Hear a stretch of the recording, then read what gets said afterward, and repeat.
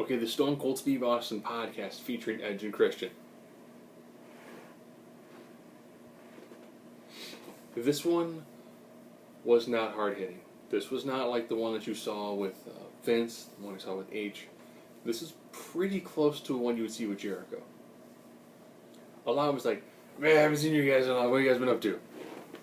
How did you, since they're both semi-retired, well, Edge is retired, Christian is semi-retired. It's like, how did you end up where you guys are? Love the amount of backstory that they gave on those sorts of games. We met when we were like 6, we were really great friends. We ended up having kids, a couple weeks apart. Those are some, like, what was it like doing the ladder matches? How did you guys work this stuff through? So a lot of great backstage stuff. Nothing super hard hitting.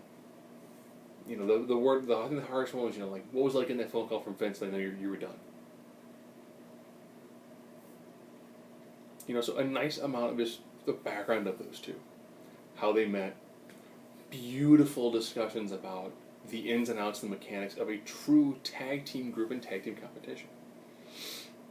So from a backstage standpoint, and the mechanics of the business, great. This is a fantastic podcast. If you want to learn a lot about the inner workings of how actual tag team wrestling works when it's not you and you, your tag team.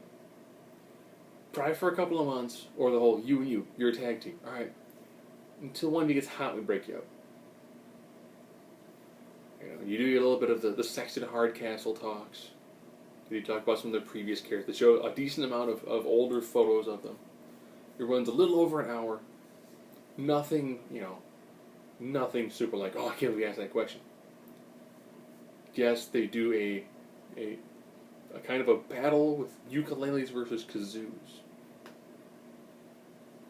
If you have the network, all the Stone Cold Steve Austin podcasts are very good. It's hard to top the one with Vince. They did a good job with the one with H. This one, you could tell he was like, we're just going to have some fun with it. And the one with Paige was interesting because Paige has a really, really unique backstory. Rumor has that the next person he might have a sit-down with could either be Sting or Eric Bischoff. And I really, really hope that it's Bischoff, because I want to have Stone Cold Steve Austin ask him that question. Actually, the one with Heyman was done very well too. I want to have him ask that one question. Just that one big question. So,